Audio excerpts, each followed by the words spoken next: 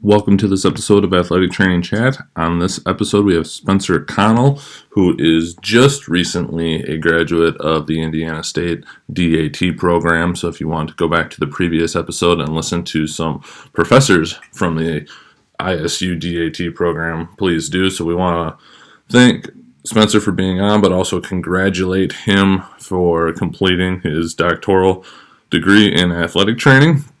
During this episode, he was still finishing it up, so it'll be a little bit of a throwback. But in this episode, we talk to Spencer about his experience in the DAT and how that has helped him grow as an athletic trainer, and then really focus on the industrial setting that Spencer's in and how he has been able to take a unique look at the value of athletic trainers in that setting and really continue to work his way to be a proponent for that and really make sure that it is something that expands into the future for our profession as a site that is very valuable and also highly impactful. As always, we are powered by Mueller Sports Medicine.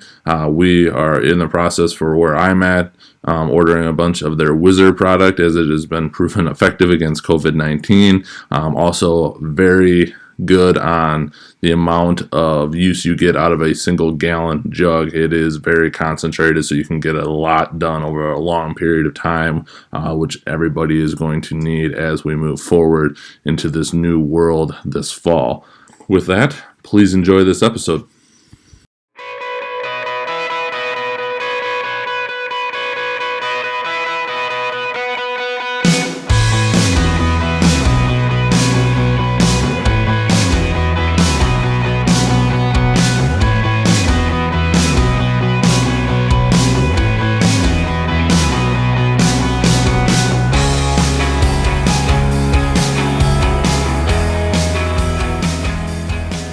Episode of Athletic Training Chat. We are on again with Spencer Connell. Looking forward to having him back. We're planning to talk a lot about the industrial setting, and we're thinking it could evolve from there. So we'll see where this conversation takes us. But before that, Spencer, you gave a little bit of background on the combined one, but due to some time constraints and whatnot, we didn't get into everything. So whatever you want to share, give us a little bit of background of how you ended up where you are at currently. Yeah. So As I mentioned last week, I've been an athletic trainer for not last week, whenever that was. Yeah. I've been an athletic trainer for about 5 years. It'll be 5 years up in like March, so in 2 days. Okay. In the first 2 years, I was a graduate assistant at University of South Carolina. I worked my first year at a high school.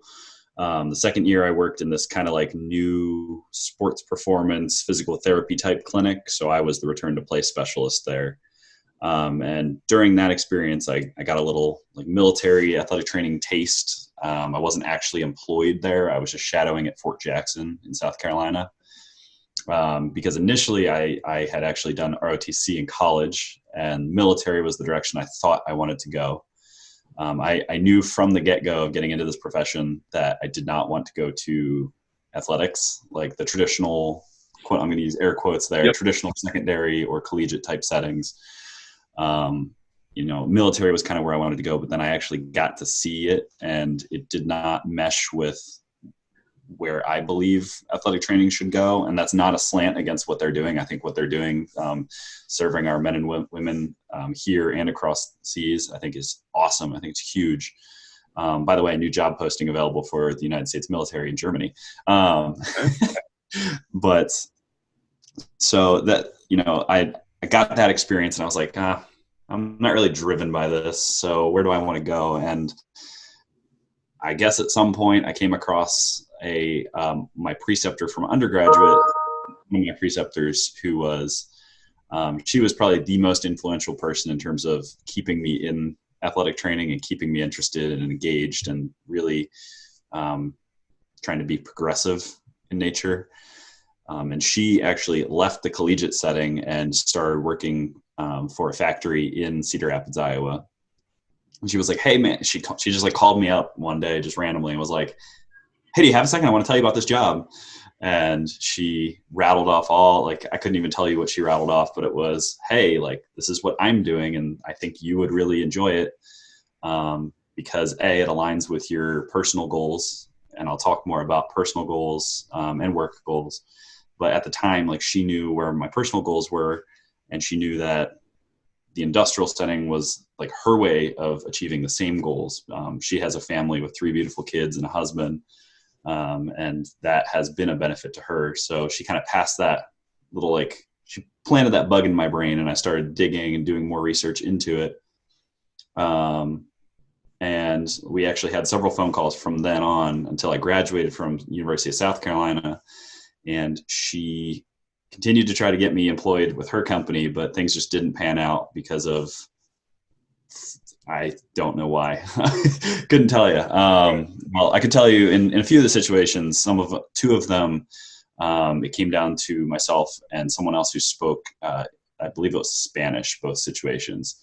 I don't speak Spanish. It's a flaw of mine. And so it made sense to integrate someone who actually spoke the culture, or spoke the language of the people, and embraced that culture a little bit more to get that buy-in from the patients in those settings. So I wasn't bitter about it. So I hope I don't come off bitter. Not at all. And so I just worked random PRN jobs for about 8 months out of grad school. It was like 7 months out of grad school. Just dedicating my time to applying for industrial jobs to get my foot in that little niche door, because I knew that was the direction I wanted to go for at that time, personal reasons.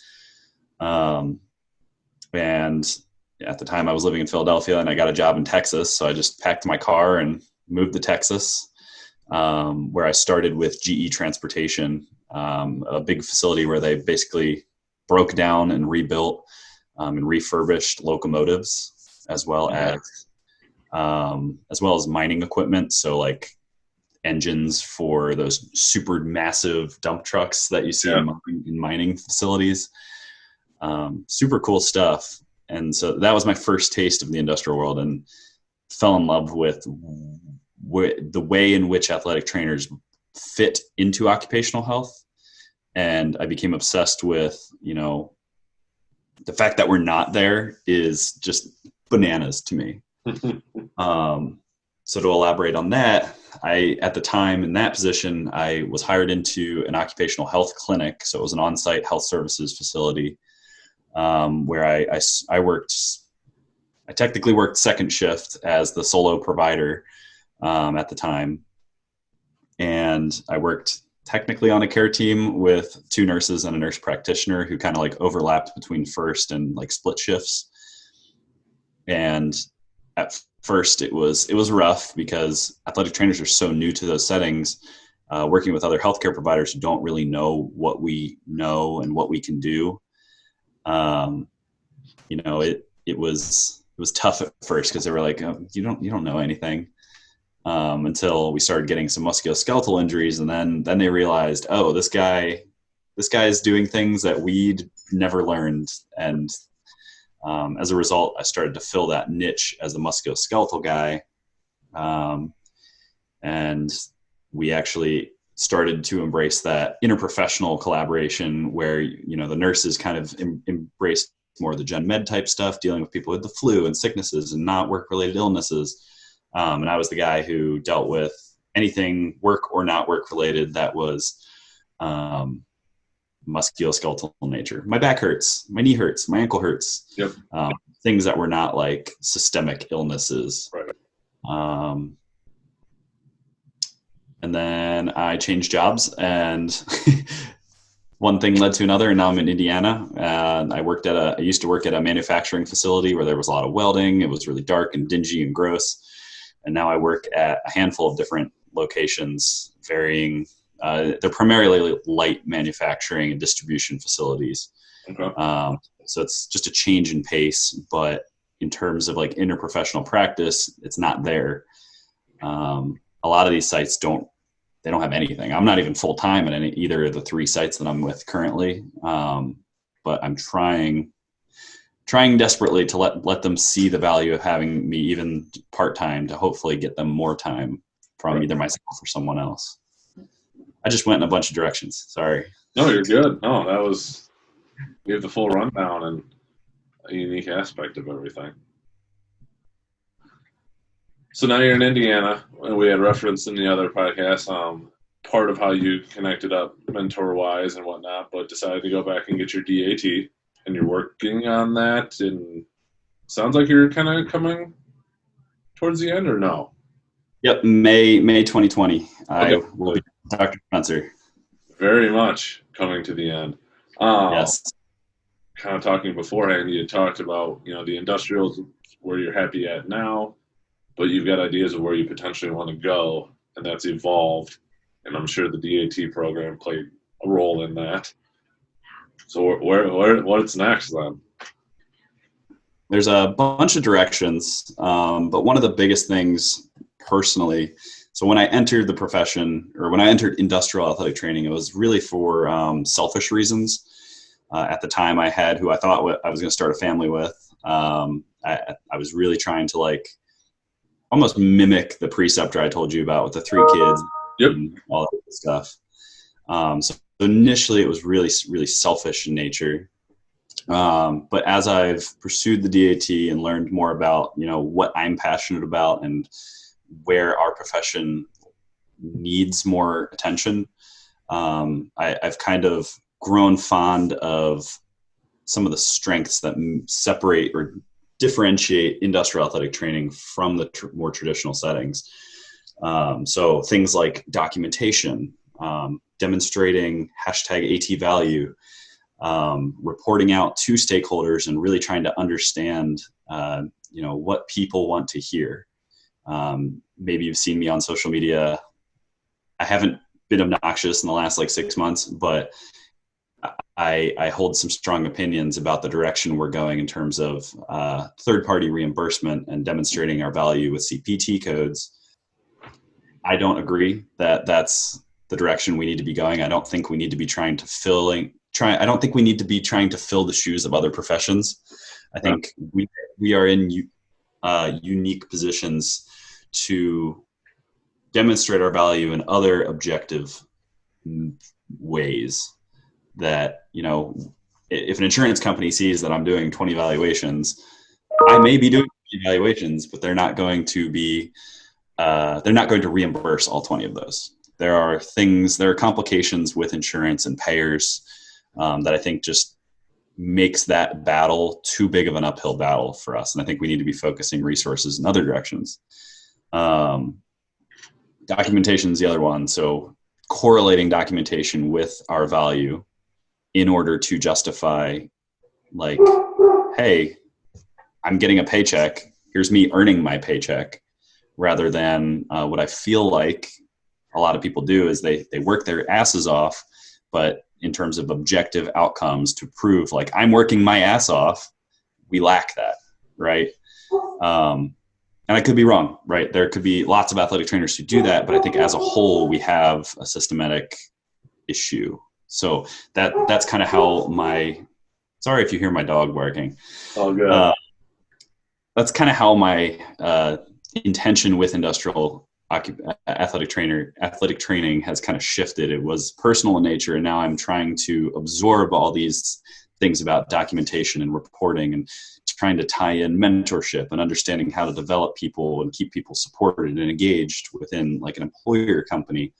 And I want to be able to take a lot of those things at some point and implement them in the more traditional settings.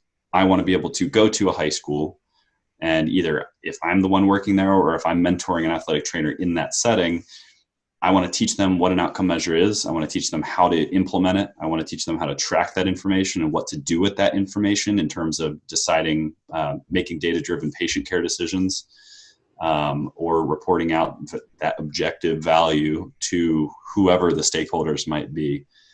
That's kind of a major end goal, the typical interview question, where do you see yourself in 5 to 10 years?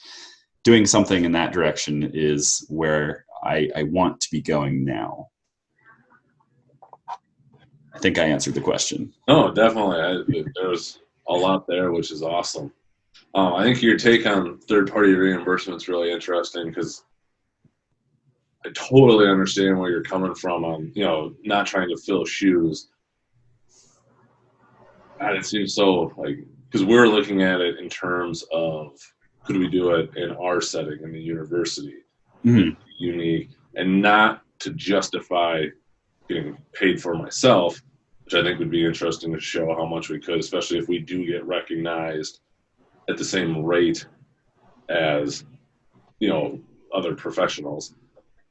But can we do that to then provide ourselves more resources and more staffing and show that we can help do that process, like we're kicking in our bit to it. But I could see where in different settings that might not be as clear, where you're basically, if you don't bill enough, you don't have a job. Yeah, I think that's an interesting talking point, because a lot of times we do see, people who use that CPT code model. It's not that they're wrong, but I think they put it into the wrong context, saying, I delivered, I don't know, $10,000 worth of services in the month of January. Yep. What that statement lacks, however, is under the context of A, this is predictive in nature, and B, none of it was actually reimbursed. And if it was, cool, share that and make that known. Yep. But I think the nature of our jobs it's just different from physical therapy. And right. I am struggling personally, and I would love to learn more about it. I am not educated enough on insurance and all of the intricacies of the collegiate world. Yeah.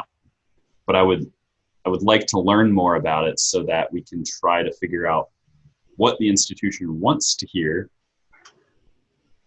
and how we can incorporate CPT code into that. Because I think that it's important to know, like, hey, I did this many evaluations, which is approximately worth this much money, or I did this much therapeutic rehab, and this is how much a physical therapist does. I'm doing 7 times the work right. of a typical physical therapist. Yep. It's all about context, right? Yep. But we lack that context, and I think we lack that understanding of whose language do we need to be speaking. There's a physical therapist, actually, by the name of Mike Eisenhart, he's known for, he does a whole bunch of more health-based activities. Okay. And his whole thing is basically keeping people out of the healthcare system. So they might do CPT code type stuff, but a big thing for him is this quote that it goes, think in your own language, but speak in their language. And so it's basically saying, take that information and put it out to, in a way that these people want to hear it. Right. So he does a lot in terms of, he doesn't report his value in the CPT code manner either. Absolutely. So I don't know all the metrics of how they do it, but it's really, really similar to some of the things that I talk about on social media. Yeah, and I know I've talked to just PTs that have gone out and done more cash-based stuff, and then they're now looking at accepting some insurance, but they wanted to get out of the rat race of like one patient in an hour because it's 15 minutes and I can only do so much of this. And so it's more of you pay for the hour, and whatever we need to do within that hour is what we will do in order to get the results that you're looking for. So it's less constrained. And I don't know if that's a CPT code thing or if that's an institution that you're working thing, where the institution would be, we're going to go very hard line on this. Whereas, as you mentioned, like, how many people can we see effectively in an hour? Because that is the nature of how we kind of triage and just go. So our billing volume, in theory, if we chose to go back and do that, would be significantly higher. Insane. Somebody that's in a traditional hospital PT clinic where the hospital has said, we're not going to go above and beyond this because this is what the policy is. And I know some PTs that have gotten out of that world because they want to be free to do what they want to do, but they have also kind of come back around to doing some insurance billing and kind of taking whatever is deemed reimbursable. But I think it's also interesting in the context of everything you're talking about. It seems it's all reactive in nature in terms of the services that are being delivered. Whereas, for sure, I think segue into the industrial world of athletic training, a lot of what I do and what we do in this setting is preventative in nature. Yep. It's not necessarily preventative in the sense of I developed this ACL prevention program. That is more of like a lower level prevention type of strategy, but this is, and I'm still learning how like this type of example would translate to collegiate, but I collaborate really closely, not with other healthcare professionals, but with safety professionals, where I use my musculoskeletal experience and expertise to identify risk factors that employees might be experiencing when they're on the floor working. And I do my best to provide some sort of coaching or movement education to make that activity better. But at the end of the day, I'm collaborating with these safety professionals to either change the process in which the job's being completed to make the job safer, in terms of engineering out things that might put people at risk.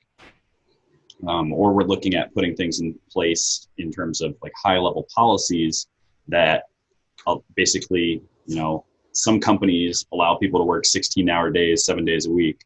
So advocating for the patients to get a policy in place to limit their days to 5 to 6 days a week, 12-hour shifts maximum. Mm-hmm. What that does is that prevents, or at least reduces, the risk for a whole host of different conditions, everything from high blood pressure to chronic illness and diseases. That's like a whole nother level of prevention that I don't think we do enough about for people who claim to be prevention experts. That's not me. Again, that's not, I probably sound like I'm being a butthole to our profession, but I think we just lack the direction on how to approach those situations. So I'm thinking out loud here, but seeing your cross-country team and you're like, man, why am I seeing all these chronic, I don't know, MTSSs or something? Okay, well, let's look, instead of just treating those and reacting to those, let's look at what are their running patterns, what surfaces are they training on, how many days a week, hours a week, mileage here, mileage outside of practice. Like, what can we do to set them up for success while still maximizing their performance to meet their goals? I think that makes sense. No, I agree completely. That's one we've talked about here a lot, just like in terms of the world of like all these different professions. Like you said, a lot of it's now you're hurt, come and see me.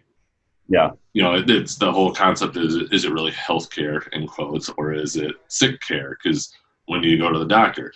Most of the time when you're sick, and there's nothing wrong with that, but that preventative area still seems right for taking advantage of. And I think that's interesting because here we're fortunate. I have the ability to oversee our strength and conditioning and our athletic training. So we're able to focus on the one to build in some things to hopefully keep them out of the other, or at least make it so they don't have to stay quite as long, because they're in a better place. But have you done any looking on the preventative end? I know I've had a tiny bit of experience with an occ health professional here when we were looking at like our fire department and looking at like work loss data, people getting hurt, surgical or not, and what that ultimately ends up costing the city in terms of just the time lost, whether that's because it was a surgery and they're out, or just because they weren't able to actually do their job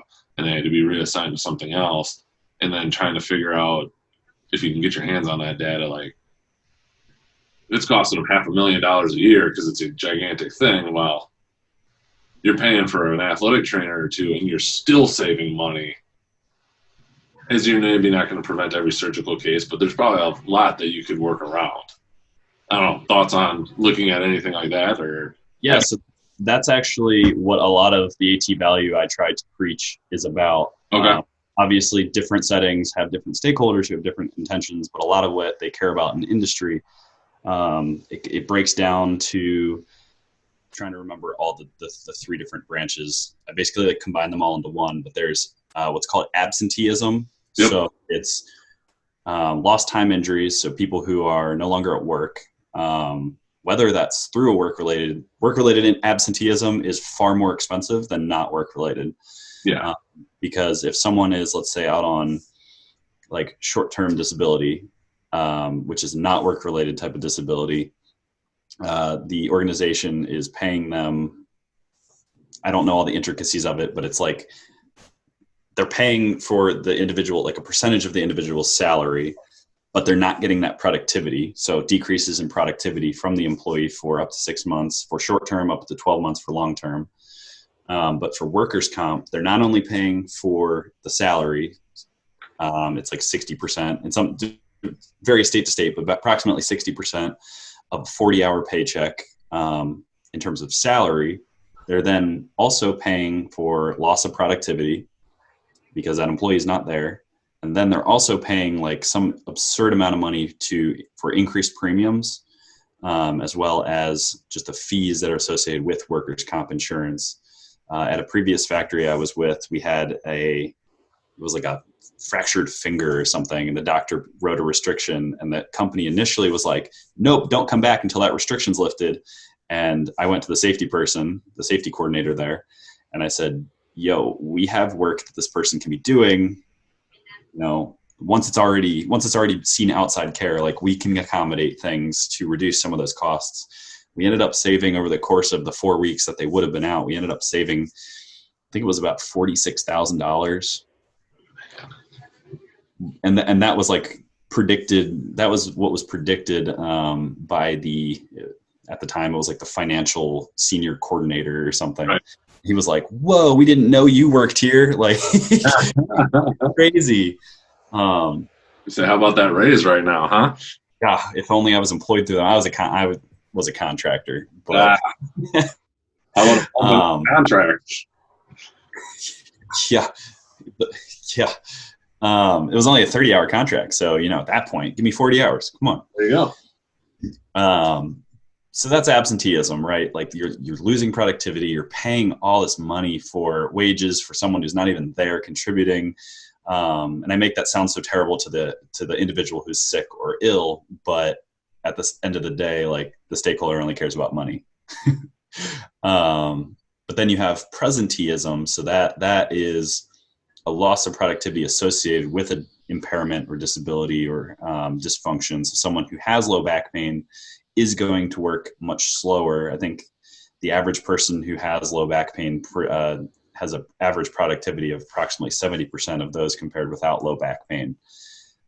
So being on site, being in these settings where we can identify why they're having low back pain and hopefully manage a lot of those cases, not all of them, but a lot of them on site to improve their productivity or modify the job so that they can do it with better efficiency.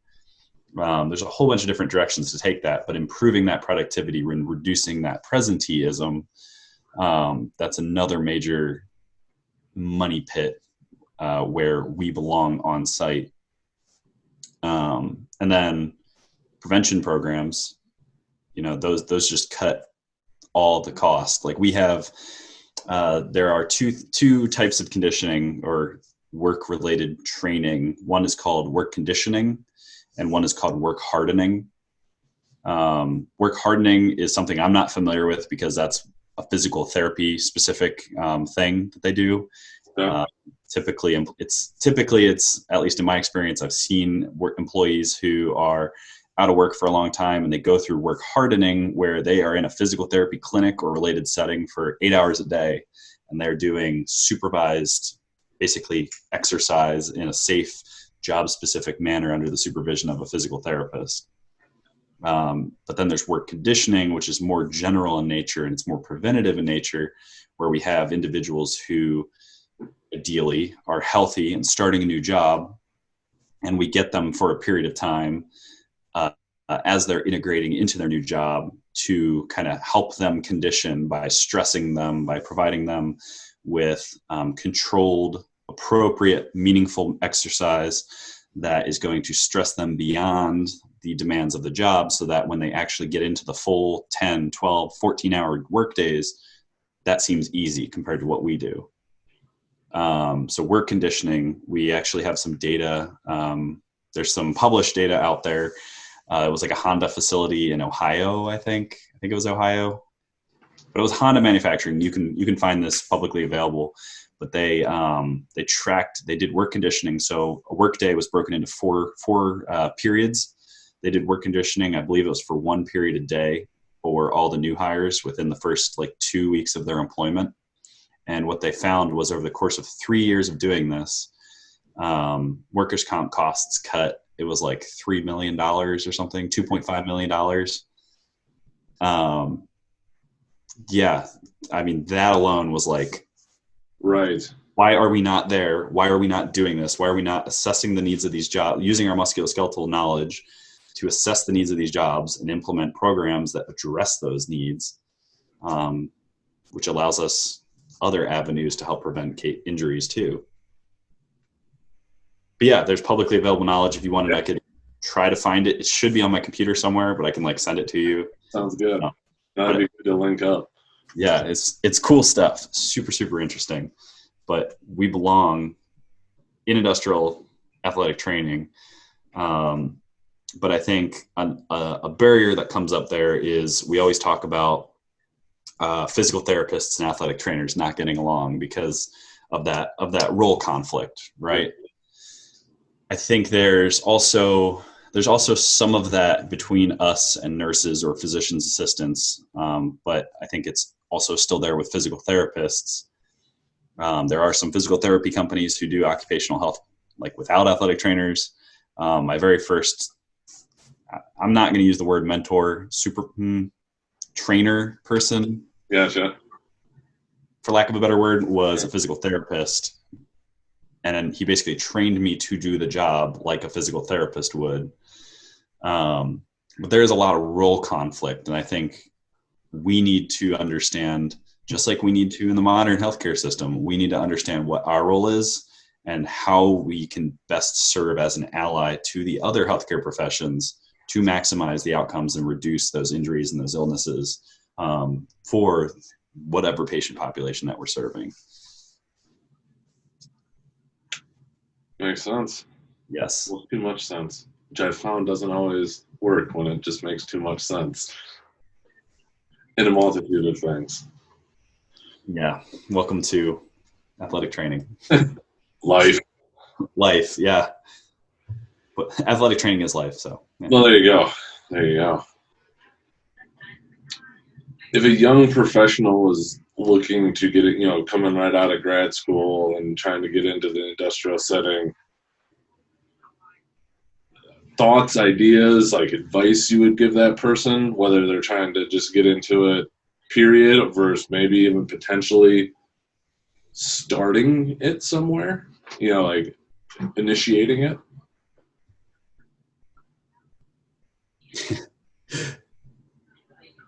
That's a hard one because I struggled and I changed my entire life just to get into the industrial athletic training world.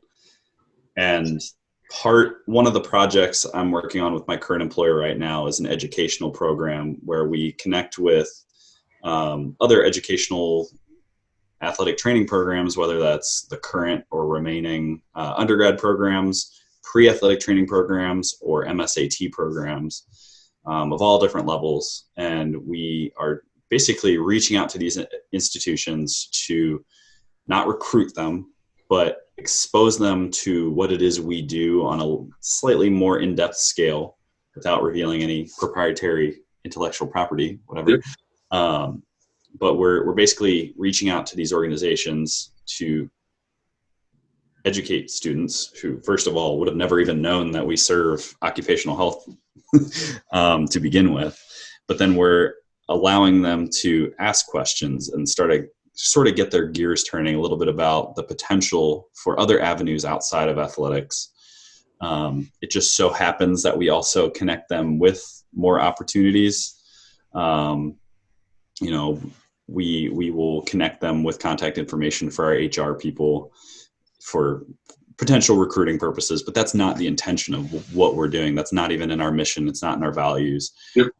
But exposing people and giving people the options that I never had is something that drives me with this educational program. I want people to ask questions and I want them to have opportunities where they don't have to move across the country or they don't have to give up their life just to do something that's going to give them an actual steady job.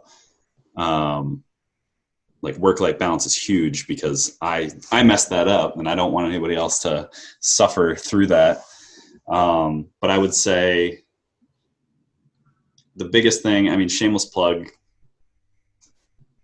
ATI Worksite Solutions is it's a good organization with a good mission, with good intentions for athletic trainers and for the development of occupational health.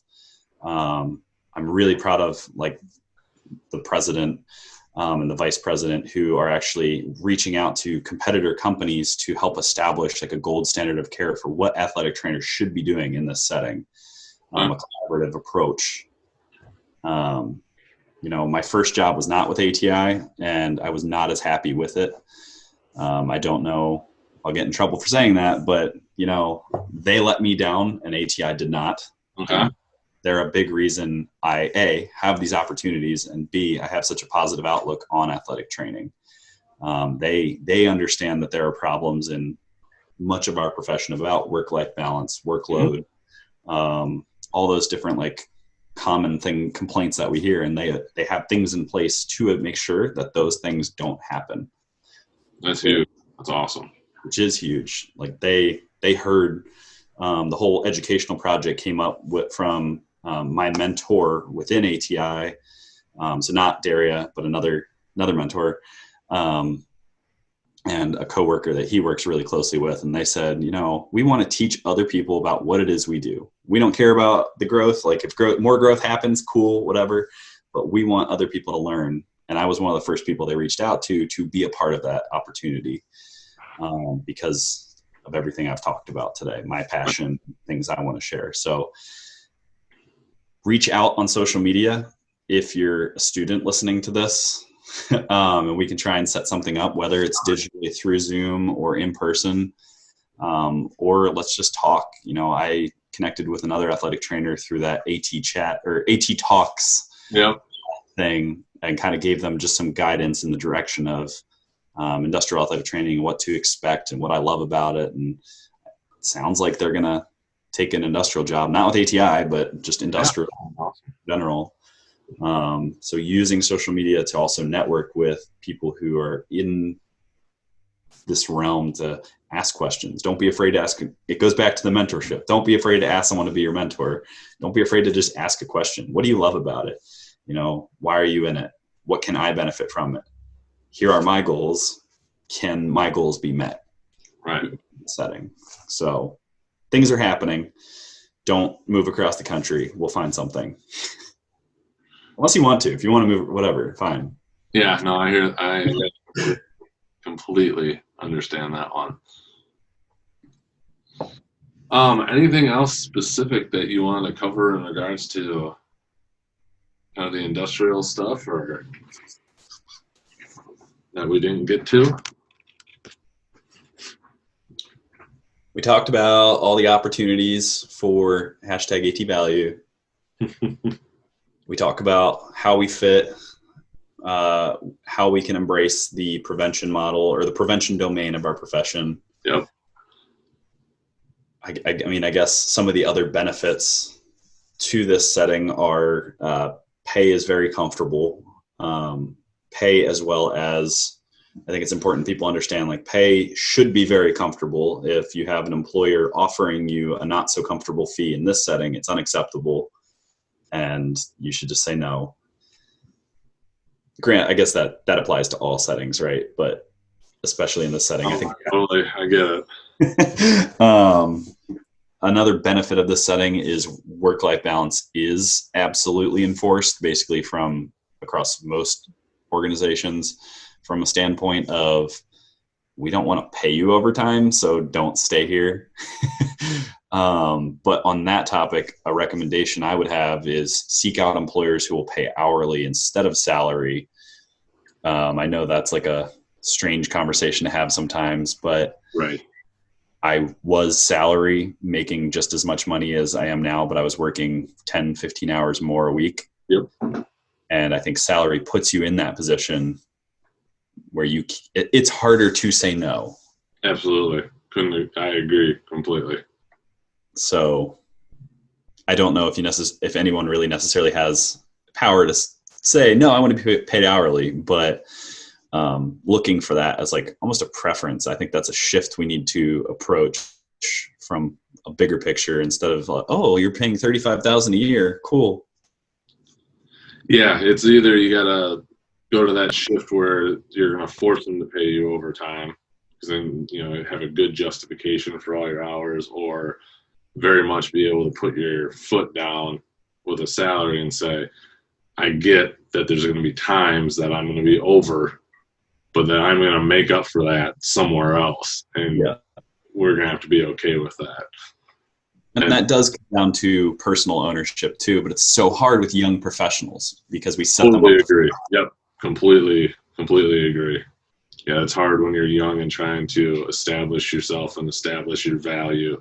I think that's one of the things I've learned over the last handful of years is figuring that out and how to show that, and then it can go a long way. I think another benefit of this profession, or this, what's the word I'm looking for? Setting.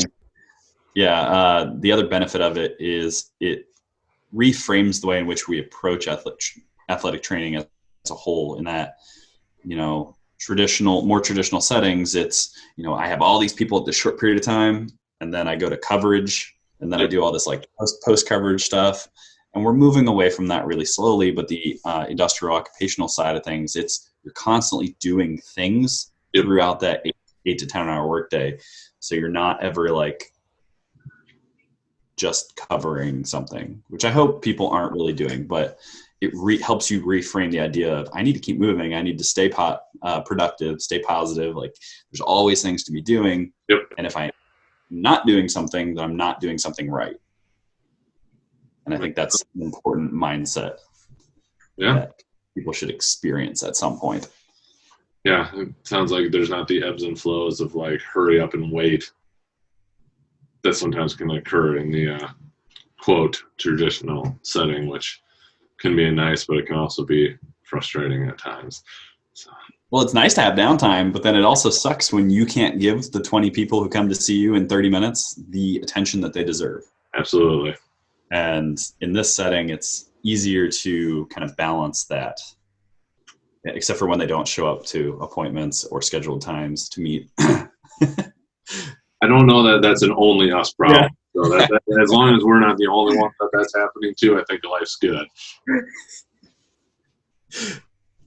Well, awesome. Anything else that you wanted to cover? I think this got into a lot of good stuff.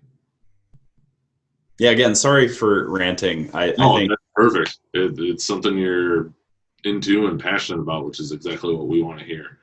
I think having more guided questions would keep me focused, but that's okay. I'm good with it if you are. I don't know. I'm hesitant to say, please ask me all the questions to anyone who does listen to this. But at the same time, please ask me all the questions. A couple months ago, I tried to create this like athletic training email thing where people can email me, and I just like stopped responding. So if you're one of the 4 people who I didn't respond to listening to this, I'm sorry.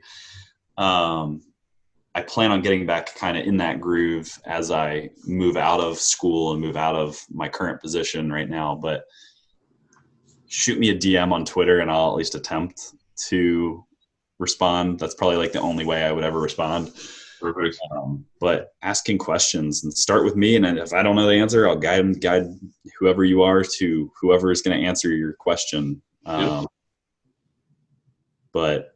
I think we need to do a better job spreading what occupational health is. So also reach out to me if you're an educational person, and we'll set something up in terms of like a video conference, or if we got people nearby, I can send someone there to talk to you. Yeah, that's about it. Sounds good. Shameless plug. Nothing wrong with that. I don't get paid for that. What's that? Said I don't get paid for that. Yeah. I wish. Appreciate you taking the time again. Looking forward to getting this one out along with the other one, and definitely following along on Twitter as things keep evolving. Thanks for having me. I appreciate you giving me an opportunity to get my voice out there. Absolutely. We're happy to do it. Well, we will talk to you soon, I'm sure, in some context, one way or the other, and hopefully run into you at some point here at some convention or conference.